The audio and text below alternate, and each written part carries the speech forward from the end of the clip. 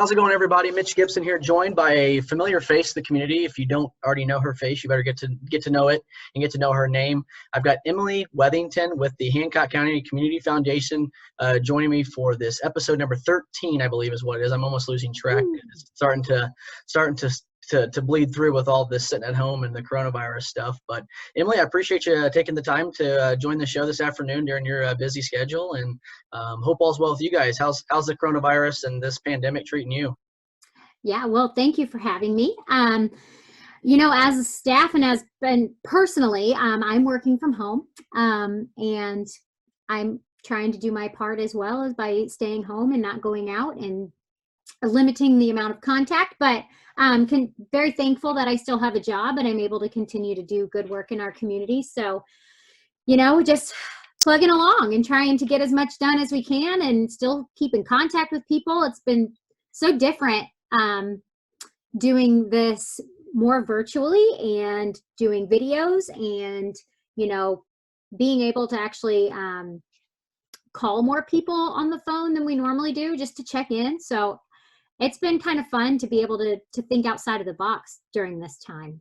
Absolutely. And I can say that it's probably been an eye-opening experience for a lot of people, and on the technology side and learning how to multitask with kids at home and everything, trying to manage your schedule to where you're getting as much, you're spending as most efficient time as you can to power through the things. But I do, like I said, once again, I appreciate everything that you do in the community. Appreciate you hopping on the show.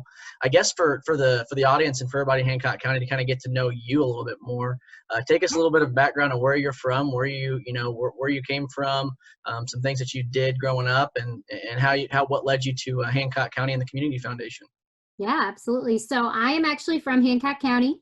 I was raised here. I'm from New Palestine.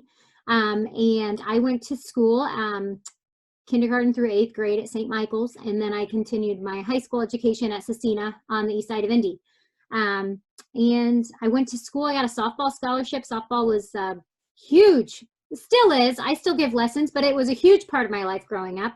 I don't remember a weekend that I wasn't at the ball field. So, but that's how it took me to Ohio University, and I played softball there for 4 years. And moved back for a year to Indiana and decided that I wanted to see the rest of the world for a little bit and see what else was out there. So I moved to Austin, Texas for 4 years and pursued a career in hotels. And I was an event planner and event manager for the JW Marriott in Austin, Texas. And decided after 4 years that I missed my family. I missed the community. I didn't know a lot of people down in Texas. So I moved there not knowing a single soul.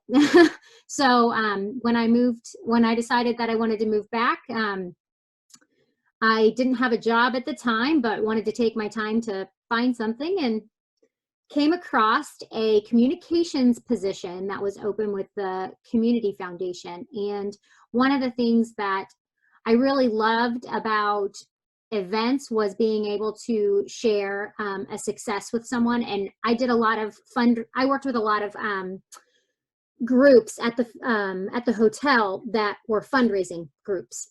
And I really loved putting a successful event and hearing how much money they raised at the end. That was just something that I really liked to do because you could see the impact that it was going to make. And so when I moved back, I wanted to work for a place that I felt like I was making an impact and making the community that I worked in better. That's awesome. Now, real quick, if I wanted to pause you. Yeah. When you were working with JW Marriott, was that like an eye-opening experience, seeing things totally different from coming to a small town community, like as of Hancock County, then going to Austin, Texas, where it's just this massive amounts of people in a corporate world? Absolutely. I actually got to work a lot of really cool events. Like I was the social manager. And so I did concerts. And if we had music groups coming in to stay at the hotel that were performing in Austin, I took care of those musicians that came in. And I got to meet a lot of really cool people. I got to do a lot of cool events, but yes, it was different. It was eye-opening,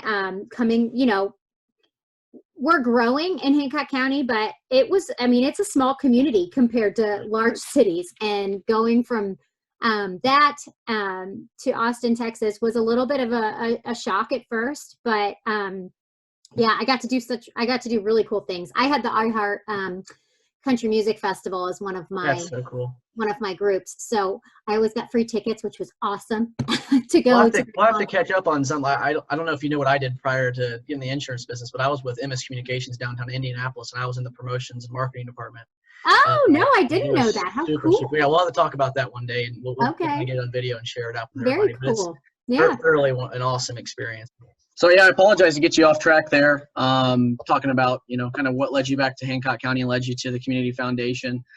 So I think you were right in the middle of, talking about when you came back to Hancock County. You got a, a communications job, and then here you are. So kind of elaborate a little bit more on why the Community Foundation and your passion behind that. Yeah. So I wanted to be kind of picky and choosy on what my next career path was. I had done events for 7 years, and I wanted to transition into something different. Events can be very long, nights, weekends, long hours. So I got the I applied for the communications manager position because it had some event requirements on it, as far as throwing events. And I thought, well, I'm really good at that. That's what I did for 7 years. So, Right. So I applied, and here I am. Yeah. So I'm now the advancement officer for the Hancock County Community Foundation. So I work a lot with folks that want to establish funds now at the Community Foundation, but I get to do a lot of, outreach still and dabble in events a little bit here and there. So that's fun. That's awesome. And yeah. I think it's like a lot of people probably already know about what you guys do, and the amazing things you guys are doing. And I want to get into the Heart of Hancock County Relief Fund at the end and spend a few minutes talking about that. But for everybody in the community, what exactly does the Hancock County Community Foundation do? And what's your guys' mission behind that? Yeah, so we work with individuals, families, or organizations to establish or create or grow, I shouldn't say or create, or grow permanent endowment funds. And those funds are invested, and the investments off of those funds we give back into the community in the forms of grants and scholarships. So grants out to nonprofit organizations that are doing good work and serving the residents of Hancock County, and then scholarships to all of our graduating seniors in our high schools, even those that are possibly homeschooled.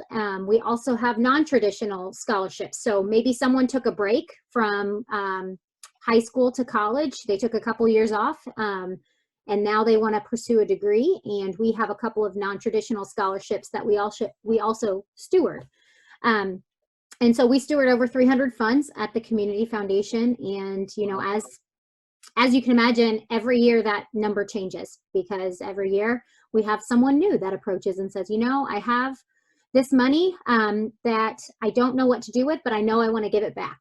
And so we kind of work with those individuals to kind of craft and figure out what their interests are, whether it's a church, whether it's the soup kitchen, whether it's the Hope House, whether it's children, whether it's education. So kind of just navigating that and seeing where their charitable interests lie. So it's a lot of good work that we do, and we're very fortunate that we live in a community that wants to give back and wants the community to be successful. So very, very, very important. And I think you hit it right on the head, like having a community that everybody, there's those individuals that want to give back, and then, to make an impact and, an effect on the community in a very, very positive way. Mm-hmm. And I know some of the, some of the funds and the different things that you guys have going on. It's just exceptionally awesome. And I tip my hat to you guys and Mary and everything that you guys are doing over there. And I hope to get you guys on here soon to talk a little bit more about some new things you guys have a brewing in the back pocket. Speak a little bit on the Imagination Library for us, because I think kids, or those parents with kids and are planning on having children, think what you guys are doing with the Imagination Library is super, super cool. I know when we worked with you through the local First Greenfield campaign on the Imagination Library, and learning more about what you guys did for that and what you guys do for the community, on that end, and supplying books for kids up to a certain age. Kind of give us a little rundown on the Imagination Library and who qualifies and how they need to make sure that they are putting themselves in a good situation to succeed from this campaign. Absolutely. So we adopted the Imagination Library program from the Dollywood Foundation. So we are considered an affiliate of the Dollywood Foundation, but we adopted that program in 2015 to address the needs of kindergarten readiness in our community. We saw that a lot of the kids that were entering kindergarten were actually scoring below kindergarten readiness standards. And I think specifically in 2015, it was probably around 40 to 43% of those kids entering kindergarten. And so the Community Foundation decided to bring this program to Hancock County. And we're very fortunate because not every county in Indiana has this program. Some of our neighbors don't even have it. So if people just move right across the line, unfortunately, they can't get the program that's here in Hancock County because it is for Hancock County children. The Community Foundation's role in bringing the program to Hancock County was that we were going to be the lead funder. We were going to raise the funds and make sure that program, we could pay for it and make sure that kids in this community would be able to receive free, age-appropriate, high-quality books, and they get mailed to the child from birth until their 5th birthday every month. So once a month, if a parent goes to the mailbox, they will find an Imagination Library book labeled to their child's name, and it's delivered, like I said, every month until they turn 5. And if you haven't heard, Dolly is actually doing a Good Night with Dolly YouTube reading of her Imagination Library books every Thursday night until the end of June at 7 p.m. Eastern Standard Time. And so she'll read a book on YouTube, and it'll be an Imagination Library book, but she reads along and shows pictures. So it's kind of fun to interact, especially since we're doing virtual things right now. But yeah, so we are the lead funder. The Hancock County Public Library helps us with inputting new registrations. So if you live in Hancock County, if your child lives in Hancock County, then your child is eligible for the program. We also work closely with a lot of our hospitals. We get information every year on how many births for Hancock County children are at these hospitals. And so we have enrollment forms that their staff helps get to those families before they actually leave the hospital, which is amazing. That's super cool. Yeah, and our education officer, Janet White, is the main communicator there with the hospitals, but she does a great job at making sure that they have brochures, making sure they have what they need. But the social workers in the hospitals are the ones that are helping us get everybody enrolled. Good stuff. And I think a lot of people, if you are, have kids or you're anticipating having children, keep this in the back of your mind, because I know having 2 little ones, we've got an abundant amount of books, but reading different books is so cool, and such a heartfelt connection between you and your child that I think is very important in their early, adolescent time in their life. Wow, I couldn't even speak. To have that connection, and what you guys are doing is super, super cool, and it's cool to see that how you're using the hospital and you guys and the library to connect, to all come through to make something cool happen for the community. And that's just one of the ton. I think you said 300 different programs and funds that you guys have throughout the community, and one most recent that you guys have going on that is super cool and been super, super effective, and I've seen nothing but great things come from it. I know you guys just had a big Giving Tuesday campaign that was going on, and it has all things to do with the Heart of Hancock County Fund. Give us a little bit about the Heart of Hancock County Fund, and as far as information goes, and how where you guys are using the money to go to, and how people can donate. Yeah, so at the beginning of this year, we had a really robust donor development plan that we were going to follow and work on growing specific funds to help with different projects around our community. However, when March hit and COVID-19 hit, we decided that we needed to kind of switch gears and look up a different alley And our board and staff decided to establish what's called Heart for Hancock. And it is a fee-free fund. So normally our funds are feed to help sustain the work that the foundation does. But this fund, we decided we did not want to fee because we wanted 100% of everyone's giving to be able to go back into the community. So if you give to the Heart for Hancock Fund, 100% of your donation goes back to a organization serving in Hancock County. That's cool. And that, I think sometimes people are concerned about different ways that their gifts are being made. And this is 100%, which I think I just want to stress again, it's 100%. We don't keep any of it. It's going straight back to our community. Which is amazing. It's really heartfelt and warming to be able to help these nonprofits that are still serving those in our county that are in need. And so we're working alongside United Way as well, because United Way of Central Indiana is making a lot of grants right now too. So we're being very thoughtful and taking into consideration who they are granting to in our community so we can help spread the wealth to all of our nonprofits that are in need. And Katie Ottinger and Mary Gibble are kind of spearheading that effort. They're making sure that they're in contact with United Way, making sure that all of the grants that we've made so far are thoughtful and in coordinates with what the United Way of Central Indiana is doing. So Agreed. And as far as donating goes, and I'll let you elaborate on this for a second. Yeah. I teamed up with the Hope House on Tuesday to do a Giving Tuesday campaign personally. Yeah. And it was amazing to see how many great people in the community just do. I mean, I think it was close to almost $1,075. And I wanted to match all that. And it's amazing once you let people know, hey, no money's just staying in our pockets. It's actually going back to the community. That's a must. So if, like I said Tuesday on a video I put out, if there's somewhere in the community that's near and dear to your heart, any little bit will help. I mean, I promise you. And being able to share that wealth with others, and especially the not-for-profits who were hit hard, just like any other businesses. Those not-for-profits rely a lot on donations and donating of financial dollars from other people in the community. And like what you just said, it's a must. And trying to come together as one is a very, very important time there in this time frame. But as far as the Heart for Hancock County Fund, going back to that, where can people donate and how can they donate via your website? Where's that going to be? So they can go to growhc.org, and at the very top there's a donate button. And if you click on donate right now, the only fund that pops up is our Heart for Hancock Fund. Now, there is an option if people decide that they want to donate to a different fund, because we do have several operating funds that support our nonprofits, which means that they've established an operating fund which pays for utilities or bills that they may have. So every year they get a grant from us that helps pay or offset some of those costs. So if someone's like, you know what, I want to be able to pay for them later on down the road, then that's an option. But right now, Heart for Hancock is the only fund that when you click on our donate page will pop up.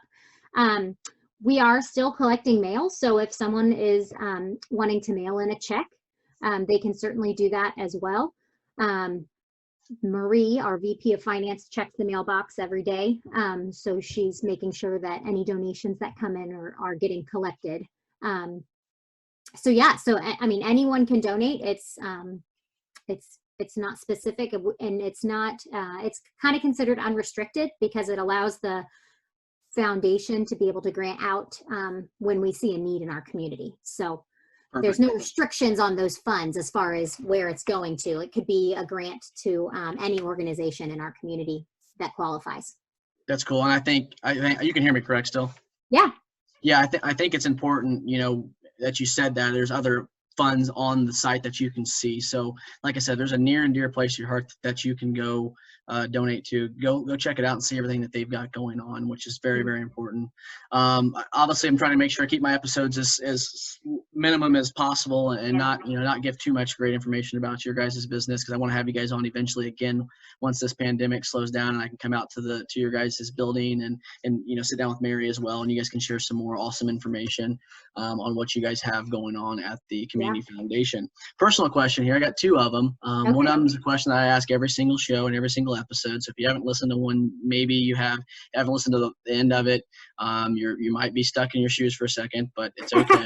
But the first question is obviously like wanting to support local businesses. I need one of your favorite restaurants in Hancock County, that if you had a meal to go eat right now, what's that restaurant or that place that you would go support?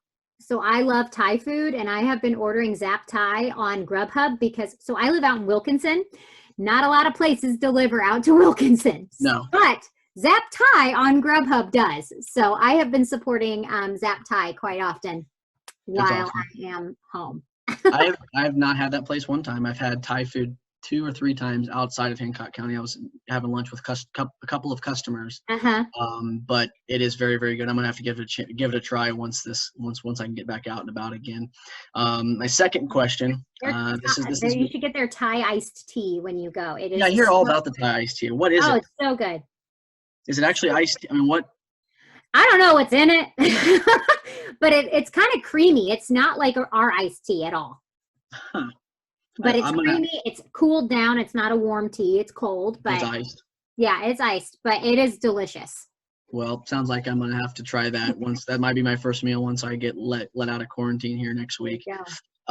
Second question, and this is a more serious question because I want these shows to have more of an impact to let people know, whether it's the younger generation or someone who might be, in the middle of, job, trying to figure out what they want to do in life, which is okay. Everybody got to continue to have a positive impact and a positive outlook through life, with whatever they were doing. I know I never thought I was going to be in the insurance business. I full blown thought I was going to be a professional baseball player to, being the next big thing on the radio to, being and then now I'm in the insurance business and I'm loving every single minute of it. I love what I'm doing. I love the community involvement. And the same thing goes for you. So for those people that might not have that clear future path right now, and it's okay if you don't, if you could give any point of advice to those young individuals or to anybody out there, maybe stuck in their shoes or not sure where to go, what might be some advice that you can give somebody out there? Yeah, well, being a athlete myself, I also thought, I was like, I'm going to play in the Olympics, which they canceled when I was in college. So, there's that. But I thought the same thing. And one of my favorite quotes that I've always followed is just never let the fear of striking out keep you from playing the game. And not only softball related, but just life in general. You never know what's going to be thrown your way. I thought when I moved down to Texas, I was going to be there forever. I thought, oh yeah, I love this place. It's, I was making friends, but I missed family and I didn't want to be in the event world forever. And down there, I didn't know a lot of connections on different avenues to change a career. And so just never let fear overtake anything that you want to do. Fear freezes us. It doesn't allow us to grow. And like you said, I never envisioned that I would be doing what I'm doing now, but I absolutely love it. I love being back in this community. And if I would have let fear of moving back, not having a job, freeze me and kind of paralyze what my thoughts at the time, I don't think I ever would have landed where I am. So, be positive, never let the fear of striking out keep you from playing the game. That might be one of the best pieces of advice I've gotten out on any of the shows, and I've had some good ones. Very unique, very, very inspirational, and I appreciate you sharing that with us. And like I try to tell everybody, there's always a way to make a difference in the community and difference in your life. Don't let previous, issues, mistakes, or life lessons, set you back. Learn from them, move forward, and have a positive outlook that there's better to come. Real quick before I let you go, one more time, where can people find you guys at? Where can they contact you? And also on social media as well. Where can they find you on social media? Yeah, so social media, I'll touch base on that first. We are on Facebook, we are on Instagram, we're on Twitter, and we actually just got a LinkedIn account. So for businesses, we have LinkedIn, and actually we share different messages on each platform. So just, if you want to keep up with all the things that we're doing, follow us on all of those platforms. As far as giving, you can give at givehcgrowhc.org, and that's H as in Hancock, and then C as in county. And there's a donate button at the very top. And if you want to mail a check-in, you can mail it to 312 East Main Street in Greenfield, Indiana, at 46140. And we, like I said, we check the mail every day, besides weekends, but check the mail every day for those gifts that are still coming in. Awesome. I'll make sure to put all of that information here below in the video, and also on the podcast live on Monday morning, so everybody can see that. And then also social media posts at some point next week to where you guys can find all that and go give them a follow. I look forward to continuing to see you guys grow and continuing to see all the amazing things you guys are doing in the community. Hope we can come together on a couple of things in the near future and grow Hancock County even more than it is now. But Emily, I appreciate your time and efforts joining the show this afternoon. Once again, Emily Wethington with the Hancock County Community Foundation right here in Hancock County in Greenfield, Indiana. They are located on US 40, just a little bit terrible directions, I think south of, I'm not even going to try to. East of 9. East of 9. Terrible and very directionally challenged. East of 9, you'll see them. They got a big green flag waving out front of their white building. So go check them out. Go follow them. And if there's something like that or something that they can help out with, please don't hesitate to reach out. They're very loving and caring people. So Emily, once again, thank you. Thank you so much for taking the time. Remember that you can make a difference, Hancock County. We'll check you out next time. Please make sure to go subscribe to the YouTube channel. Follow us on Facebook and Instagram at Inside Hancock County Podcast. And most recently, we do have a website up now, and it's InsideHancockCounty.com. Going to be some awesome new things coming to the community and for you guys and the listeners of Hancock County. Hope you guys have a good rest of your day. Remember, you can make a difference, and we'll see you guys next time. Appreciate it.